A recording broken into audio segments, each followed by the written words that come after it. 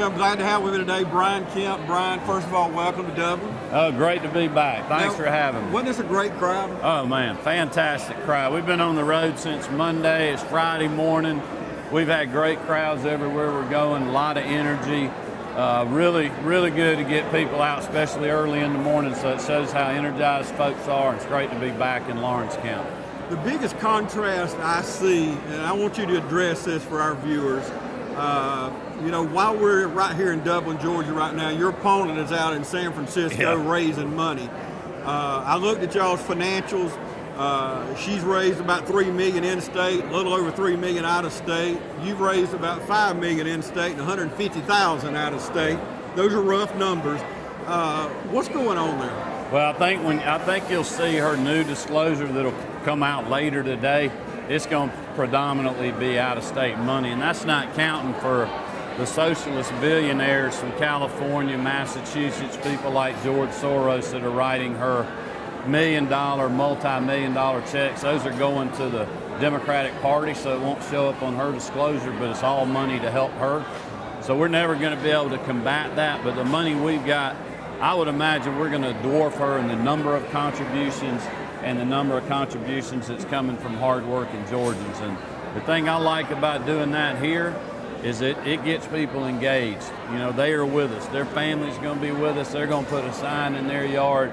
She's trying to be influenced by people that don't think like we do in California or New York, and they got an agenda. You know, they're giving her those big checks because they want her to do something, and it is not what we want to do, I can assure you of that. Something important to our viewers here in Middle Georgia is our religious freedom. Mm-hmm. Tell me where you stand there. Well, it's a big contrast. You know, she says passing a RFRA bill that references the federal statute like I support, like I'm going to push, and like I'm going to sign. She says that discriminates. It does not. If you believe that, you'd have to move out of the country. But she's never going to support anything like that.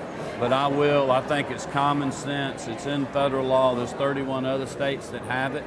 We need to do it. We need to do it in a very defined way, just referencing the exact language in the federal statute. That is what will help people in Georgia, and it's what will help us move past this debate and move on. It's not going to be bad for business. Another thing is guns. You know, I tote guns. We all tote guns around here. Tell me where you stand about our gun law. Well, I'm a strong supporter of the Second Amendment. I hunt, I shoot, and I carry. You know, she's voted for legislation to confiscate her guns. I'm going to make sure that we protect her Second Amendment rights, and not only be somebody that supports the Second Amendment, but somebody that advocates for it. Now, we know there's very few people that made their mind up. Very few. Somebody watching us now, if they're in that small group, why should they vote for you over your opponent? Well, the things that I've been telling people is besides these, kind of polarizing issues, if you really just look at the two candidates, I've been a small businessman for over 30 years, working in construction, farming, timber, manufacturing, some of that in rural parts of our state. I've just been a hard-working Georgian like they are. I'm also a husband of 24 years to my wife, Marty, and the 3 teenage daughters. So I'm going through everything that most families are, trying to raise children, trying to make and provide a better life for them than I had. And I've had a great life. I'm very blessed. I've had great opportunities, and I want to leave that for my children and for Georgians' children and for their grandchildren. My opponent is a career politician, a community organizer, and she thinks big government is the answer to all that. She wants to raise taxes. I want to lower them. She wants to have more regulations. I want to have less.